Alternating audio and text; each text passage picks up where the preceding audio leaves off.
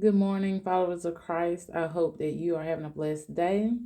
Today, I want to share something with you that God had gave me wisdom about, and it's feelings. So, before I talk about it, I want to send a shout out to my Prescott Public School family. I ran into them at the conference this weekend, and they had mentioned to me that they had seen some of my videos, and it just warmed my heart because it lets me know that God's message is being delivered. So, hello to you all, and this is perfect timing for me to run into you guys because the topic of today is related to that season when I was working with you guys. And so um I'm dedicating this to you guys, to my Prescott family. I love y'all. I will always love y'all. Y'all helped me find my way back to Christ whenever I was going through something very difficult during that time. So just to give y'all a little bit background about why feelings are important and why you shouldn't dismiss your feelings and why you should learn to um, accept your feelings. I have always told my children that they are allowed to have their feelings. Your feelings is not what get you in trouble. It's how the actions that you choose to have when you have your feelings. So, like I would tell them all the time, you can get mad, but don't be disrespectful. So, in other words, we can't control our feelings. When you are upset, when something upsets you, you can't stop it from upsetting you. It just upsets you. When something makes you happy, as much as you may want to be mad at someone, you get frustrated because you can't. Your feeling has transitioned over to happiness and joy. And so when it comes to faith, and this is where what God has showed me, I was thinking about things to do when it came to reaching out to younger children about faith, because I've been talking about faith. I was like, well, for my younger generation, they may not even understand truly the true meaning of faith. We know the definition. Faith is believing without seeing, but how do you interpret it? How do you use it? How do you make it tangible for a child? Because most children have to have something tangible to hold on to in order to make that exercise practice for them. And so the Holy Spirit started having me to think about the word feeling. So I had this scenario playing in my head where it was like, okay, when you're in the dark and you can't see, how do you move around? How do you navigate yourself through the dark when you can't see? You feel. You reach out in front of you and you protect yourself by allowing your hands to feel what's in front of you, so you'll know in which way to move so that you don't run into anything, right? So when you can't see, you feel. And that is what faith is. It's when you can't see what God is doing, but you feel it. And because you're able to feel it, it gives you a self form of comfort.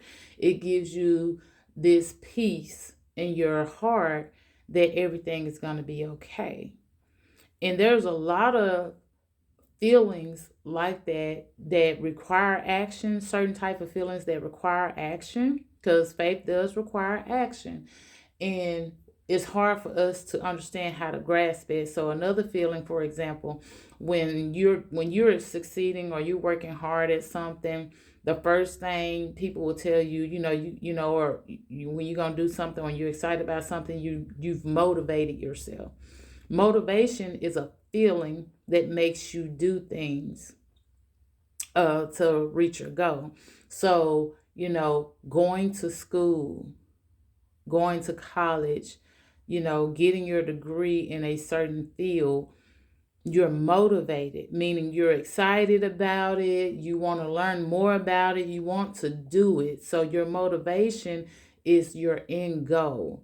And so you do things that you use motivation to give you the energy to complete the task.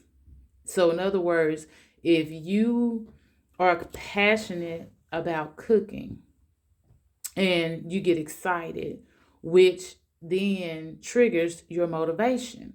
And then once your motivation is triggered, you start putting things in place in order to become a chef. You look into classes, you go start looking at YouTube videos, you start cooking and testing out different recipes and things like that. You start tasting different foods. And all of that comes from being motivated about something that brings you joy, it brings you happiness, or it just, it's just the ideal of you completing that or becoming that is enough to make you want to do to reach that goal.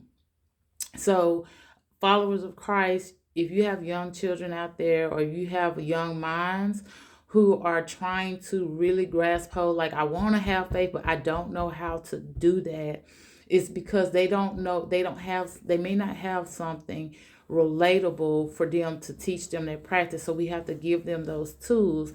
And that's, to me, that scenario, being able to say, okay, close your eyes and then move forward. When they start moving forward and they put their hands out, the moment they do that, that's faith. Because they believe that they can move forward without being able to see what's ahead of them. They've allowed their hand to guide them through. Their trusting in their distance to be able to protect them from bumping into something, as they are moving forward. So that is something that requires you to be able to feel, right? So we're going back to the feeling part of it. It's hard to grow your faith when you have feelings of discouragement. It's hard to grow your faith when you have feelings that interfere with your ability to move without sin.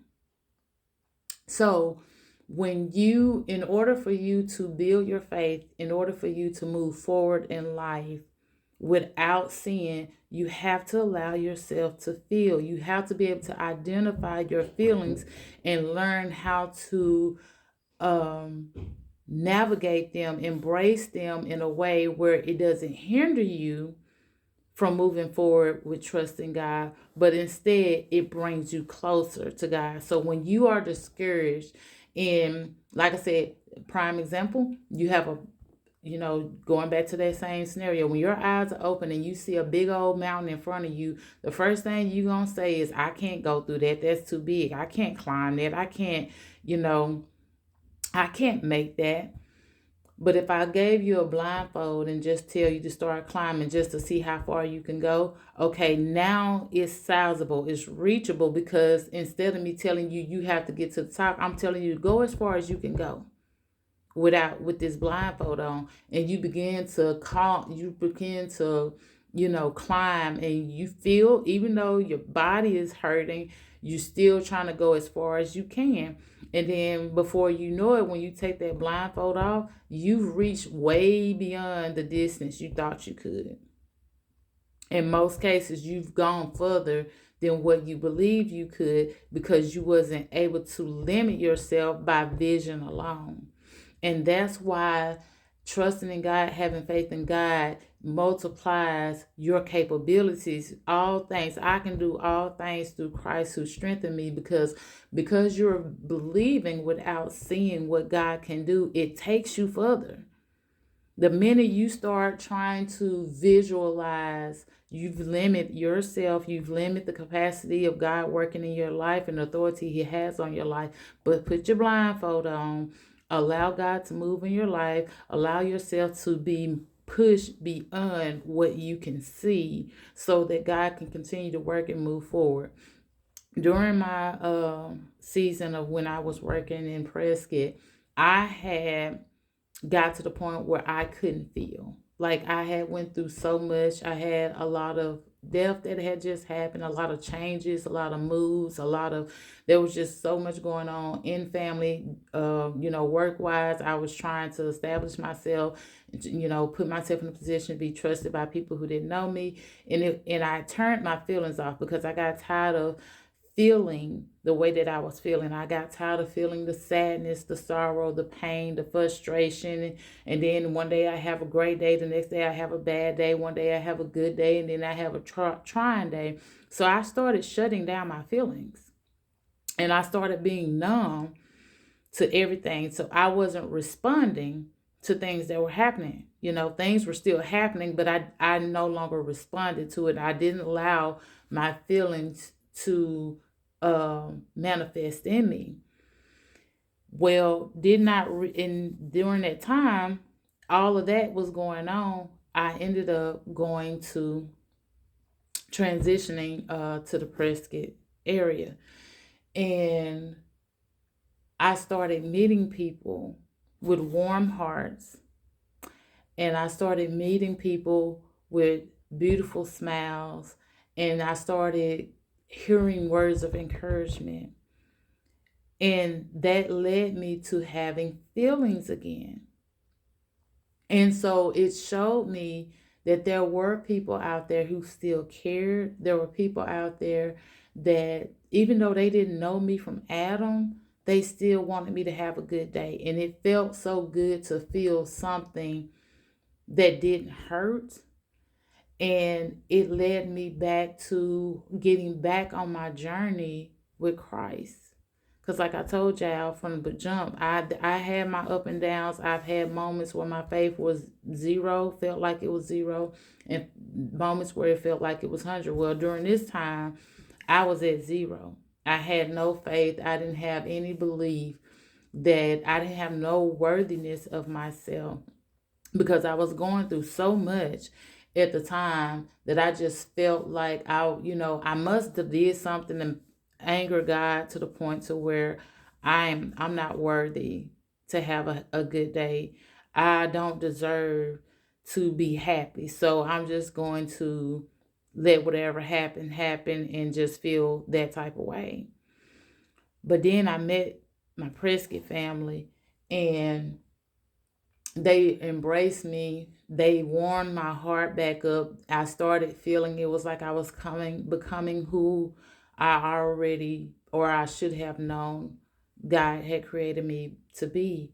And it restarted my faith. It re-jump started my faith, and I started believing in God. I started looking for God. I started going back on my journey, and I made that shift. But then I left part of me leaving at Prescott had a lot to do with my walk with Christ. He told me that he needed to spend some time with just me, but before he did that, I needed to show him that I trusted him wholeheartedly, because I had went through years of just not allowing my faith to lead and guide me. I kept trying to do everything on my own from start to finish, and I was not seeking God. I was not leaning on him. I wasn't praying for him to help me through the things I was going through. And so he was like, I need you to show me that you trust me, or I need you to put yourself in a position where I can show you can trust me.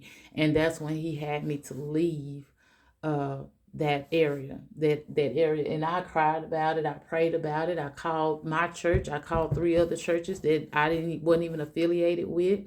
I talked to my husband about it. I talked to my mom. I was really not wanting to do that because I loved being where I was.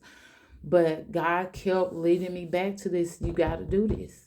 I need you to do this in order for me to put you in a position that I need you in. So I did leave, and I trusted God, and I've been on my walk ever since then. And from that, that's when I learned that it's okay to have feelings. It's okay to be angry. It's okay to be mad. It's okay to, feel what you're feeling.